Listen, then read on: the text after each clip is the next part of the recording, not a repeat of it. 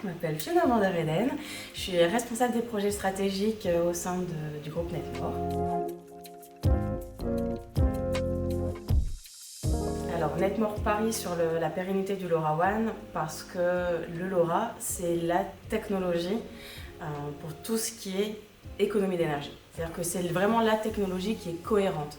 Elle est faible en émissions, elle est faible en consommation, donc c'est vraiment la cohérence. On ne va pas déployer un réseau qui surconsomme pour aller chercher quelques brides d'économie énergétique. Non, non, il faut vraiment avoir quelque chose qui donne du sens.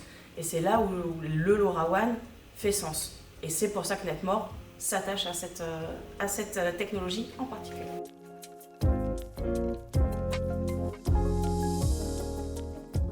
Alors, les points stratégiques à mettre en place dans les bâtiments, il y a pareil, deux approches. L'approche du « je n'ai rien, je dois m'équiper, qu'est-ce que je dois faire, où est l'urgence ?»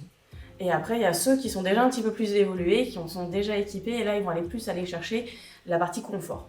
Donc sur la partie urgence, besoins réglementaires, là aujourd'hui, on va être sur de la gestion de l'eau, sur de la gestion de température, sur de la qualité d'air, du contrôle VMC. Donc voilà, ça c'est vraiment les urgences bâtiments qu'on nous réclame.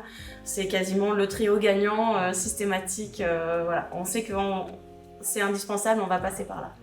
Et après, sur la partie demande plus confort, on va être sur de la gestion de température un peu plus fine par type de zone.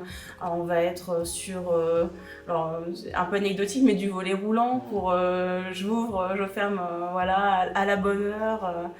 Donc c'est des choses simples, mais qui peuvent changer beaucoup dans le confort de l'utilisateur.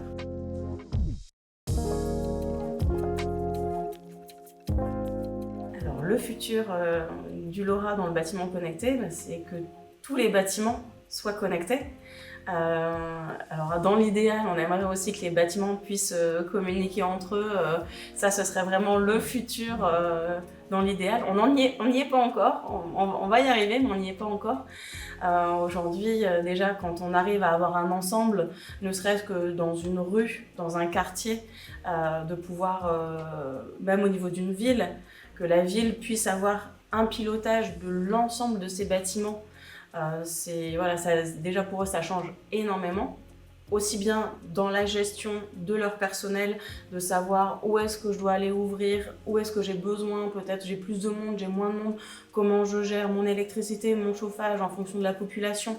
C'est vraiment voilà, essentiel pour eux.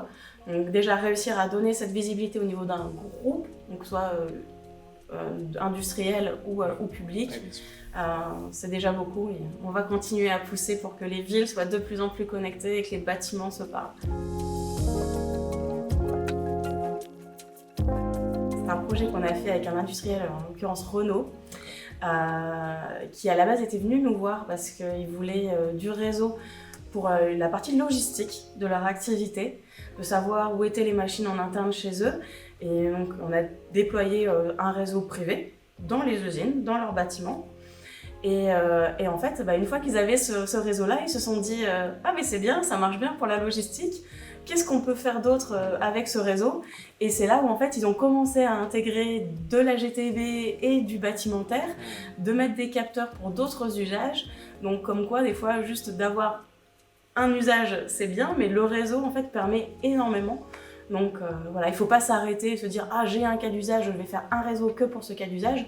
Non, non, un réseau LoRa, c'est justement la facilité et la possibilité de déployer plusieurs cas d'usage sur un même réseau.